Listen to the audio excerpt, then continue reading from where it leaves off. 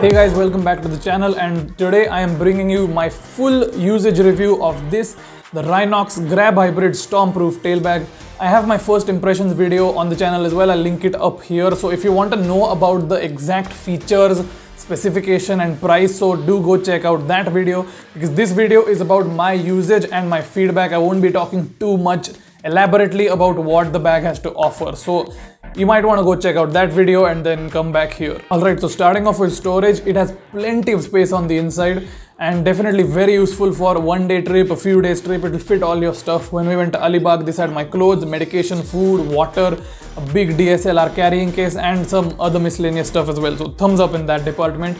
If you're going for more than a few days, you might want maybe a bigger bag. I mean, maybe not take a big tail bag, but a combination of a tail bag and saddle bags, that could be pretty useful. So you could consider that. The top and front compartments also are really useful. I generally keep my bike papers and my money and everything in these compartments. I split it between the two pockets. That's always a good idea when we go on a bike ride. The side pockets are good. One is a mesh pocket, which I'm not so sure about. The other one is a proper zip pocket, which is great. You can definitely use that a lot. And these are useful as long as you balance the bag properly, otherwise it will go to one side. So packing intelligently is something you need to consider regardless of what bag you have. So yeah, obviously you do have to do that in this bag as well. Alright, so a unique feature that this bag has are the extendable legs on both sides, which increase 5 liters of storage on the left and right. That's a total of 10 liters. But I'm not so sure about these. I'll tell you, I've used this bag for a while. I've used the legs a lot. So the legs are useful if the width of the back of your bike where you're placing the bag is exactly equal to or less than the middle portion of the bag in between the legs. Because if it's more than that, then the legs often split weirdly and they sometimes push your luggage in the legs into the main compartment as well. That can happen. And it will also happen if your bag isn't completely full. There aren't any internal separators in the bag between the main compartment and the leg compartment. It basically just extends the main compartment. So if it isn't full and they get pushed, then basically your stuff is just getting stored in the 50 liter space, not the 60 liter space. So that does happen. If it's full, obviously the stuff does get pushed downwards, but those are two areas in which the legs don't work very well. I mean, if your seat is too wide at the back, or if you're not putting all that much stuff in. So basically you need to again pack intelligently because there aren't internal separators. If you do that and somehow balance the legs on both sides, yes, you will get more storage. So that is something you should think about before your ride when you are packing. The handles at the top are really useful. I mean, you can actually use this as a handbag, not even motorcycling luggage. If you're going on a trip in a car or a plane, train, anything, this can easily double up as just a handbag and it doesn't look all that different. It's a generic bag which has like a bunch of crazy useful modifications to make it a motorcycling bag. So it is very, very versatile, I'd say. So it can be used all year round, not just on motorcycle trips. That's something I love. Okay, so the 2 or 3 straps that come with the bag, which you have to use to attach the bag to your bike, the mechanism is good, the buckles are good, they stay on, but they are slippery. There isn't enough friction between the buckles and the straps. So what happens is basically the main 2 straps, which are on the inside of the bike, like nearer to your back, not facing the outside basically. So those straps, you have to weave it through the buckle and there is a loop. So you put the loop through a fixed point on your motorcycle and tighten it, and then the end which is tightened, you basically weave it through the loops and make that as tight as possible through the loops and tie a knot. So that knot should ideally stop it for slipping, but I did 4 or 5 tight knots through all 4. How many loops are there? Okay, there's 3 loops here, these loops, yeah.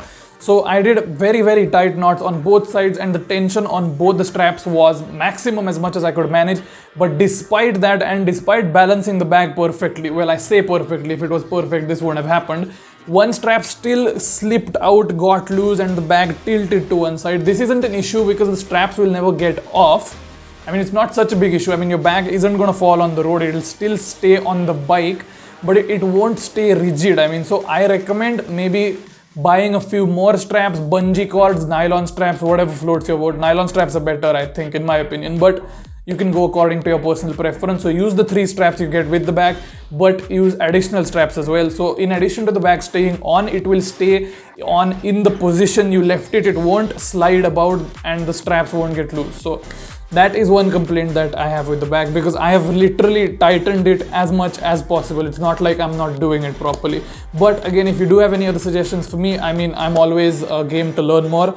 So drop that in the comments. Alright, so this is marketed as a storm-proof tail bag, and it is storm-proof. It's definitely storm-proof because the rain cover on this is phenomenal. It's one of the best rain covers I've seen. It's big, it covers the entire bag regardless of how tightly you pack it or how bloated it becomes. And the elastic basically goes around the entire bag and tightens around the bottom, so you don't have to worry about any backsplash from the bottom of the bike. So it's not even gonna get wet from underneath because the entire bag is covered, not just the top, front, sides, everything. The bottom is covered too.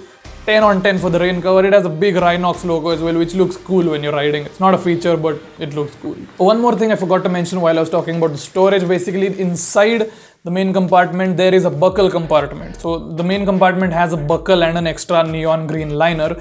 So basically what you do is you attach the Velcro, twist it, and then attach it. That's in my first impressions video.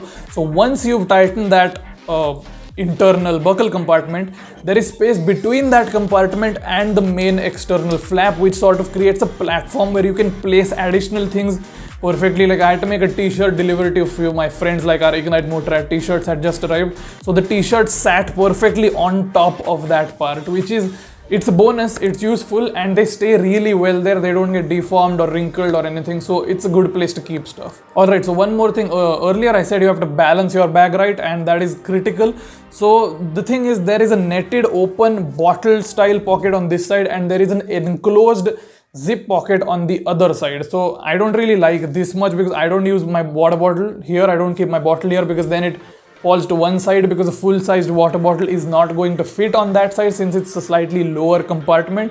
So I just end up keeping my water bottle in the top or main compartment, so the center of weight, like the weight is focused to the center of the bag and not one of the sides. So instead of this zip pocket, if there was like a wide, maybe stretchable, full-sized zip pocket which came up to the top of the bag on both sides of the bag, that is something that I personally would have liked more. But hey, some people might find this useful. It's not a deal breaker. It's just one of my personal minor criticisms about the bag. Alright, so all in all, I love this bag, the Rynox Stormproof grab tail bag, something in that order. Yeah, it's a pretty big name. It's a definite companion wherever I go on bike rides, far away, if it's nearby and I have to take a lot of stuff. It's with me there as well. If I have to go far away with a lot of stuff, then it's the best thing ever. And yes, I know pretty much all tail bags are designed for this purpose, but this one is now tried and tested by me. I can personally guarantee it will definitely be useful. It has its shortcomings, definitely, but all things have shortcomings. It's nothing you can't sort out. It's a great product overall. Would recommend buying it if you want a tail bag to start off with. This is my first tail bag. Personally, I will admit that I haven't had a tail bag before this.